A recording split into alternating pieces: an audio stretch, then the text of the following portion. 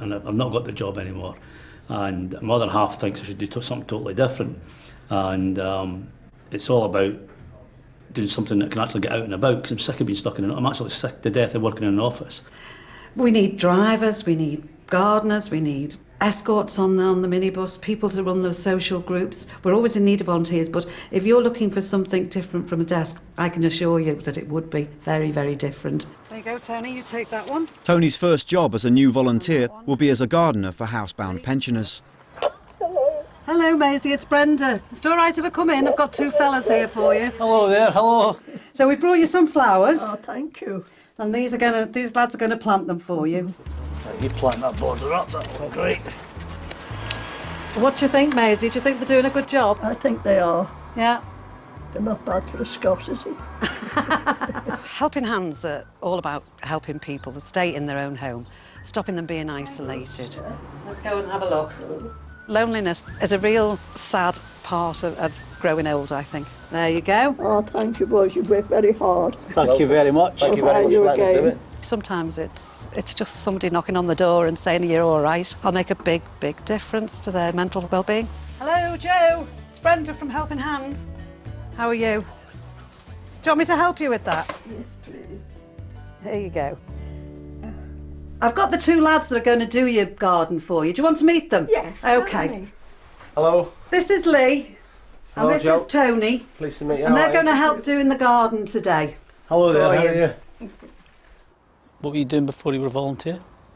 I was in the army. I served 6.5 years. I was medically discharged due to having post-traumatic stress disorder and depression. I've had to resign myself that, you know, my career is finished. And unfortunately, it's finished. But, you know, I love the army like the army was my life. I think it's difficult for anybody to understand if they've not been affected by war. During the Falklands, obviously, I've seen a lot of horrific things. I mean, I buried one of my mates, my roommates. You know, you've seen that film on the telly at Goose Green where they're putting 16 people in a grave. I was one of those guys putting them in. I had a guy die in my hand, my arms, his back was blown off. And this one that sits with me, the last word in this one, he went through training with me, and the last thing that stuck with me, he said, "Mum," and a tear went down his eye, and that's without a word of a lie. He went, "Mum," and a tear come down his eye. And that's heartbreaking.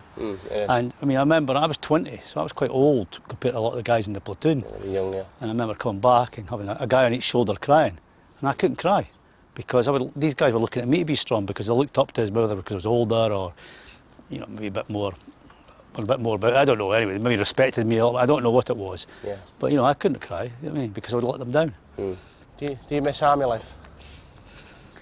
I do sometimes. But I'm a great believer that you know what happened yesterday, we can't change. No. You know what I mean? Yeah. So you just got to get on and get on. With your rest of your life the best you can. Yeah.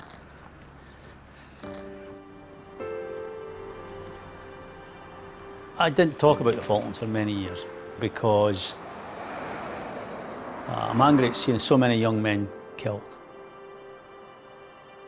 I suppose sometimes I'm angry because I survived and others didn't. It made me harder, I think, harder to the world. It just fills me with great sadness. Post-traumatic stress is more recognised now than it ever was, and there's a lot more help now. And I think if I'd been asked 10, 15 years ago to talk about what happened in my life, then that might have helped. You can never get over what you've seen in a war, the death, and all the misery that goes around that. That'll never leave you, that'll always be with you.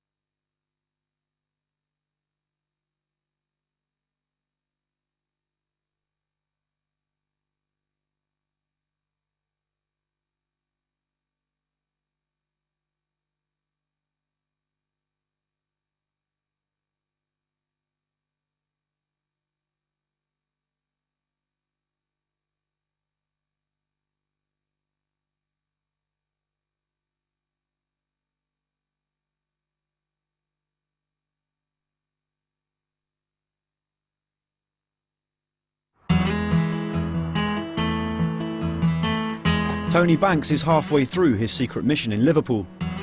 Today, he's going back to volunteer with Helping Hands to finish off a gardening project for a disabled pensioner. Is that better? Have you got any family? No. No, so I've nobody at all. There's nobody comes, nobody. nobody comes. People years ago would be ready to help you. They'd offer to help you.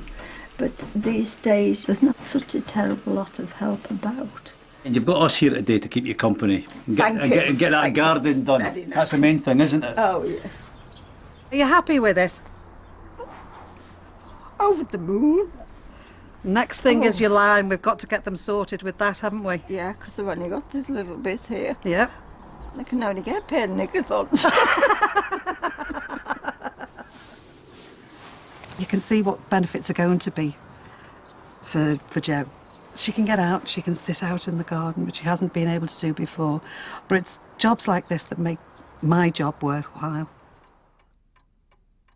During the war, I was in the land army. By God, we worked. I was on a proper farm.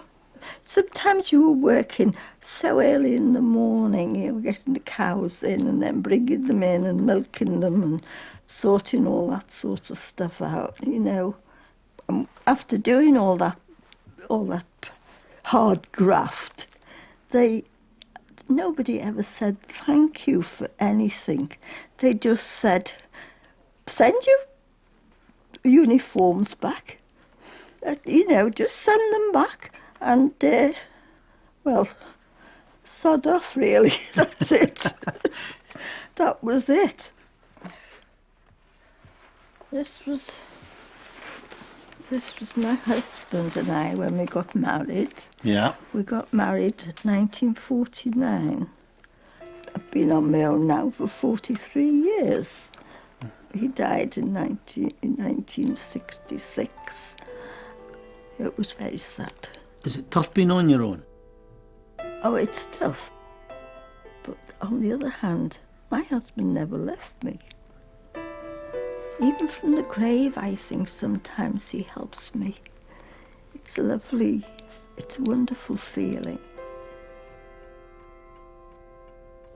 I would say there was quite a lot of people in her situation. Unfortunately, we can't get round to all of them. We do what we can, but there's no funding available for the likes of this. Well, let's get you back through the lunch. Yes. Thank you. You okay? I realise that I'm neglecting and taking for granted certain parts of my life. In the main, probably family.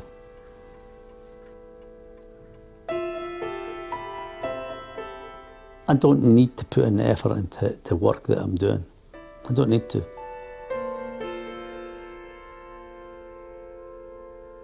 I suppose it's taken this week, or this project if you like, for me to realise that, because I didn't realise that before. I just thought everybody understood. Now I can understand what they've been saying to me.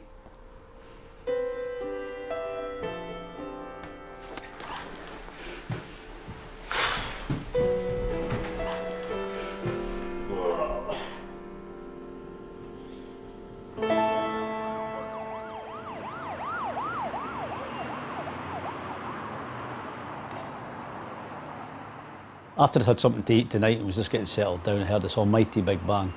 When I opened the door, we found a load of kids trashing the production team's car. They're throwing this brick through the back windscreen and we started to try and steal the kit. Obviously we disturbed them, they started to run away. We then decided to get out of the house for our own safety because obviously they knew we were there.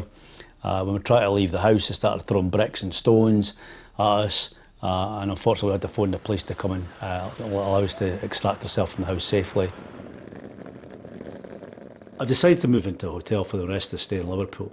I feel we're being targeted and obviously the cameras are very visible and it really is distracting me from what I'm actually here to do, which is to help people. I'm actually glad to be out there for tonight.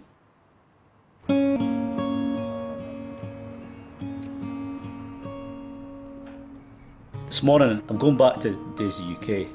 I love the project and I love the people there. I think they're great people and I really need to find out more about their funding and how it's all organised and how it all works, really. Dave, it's Tony.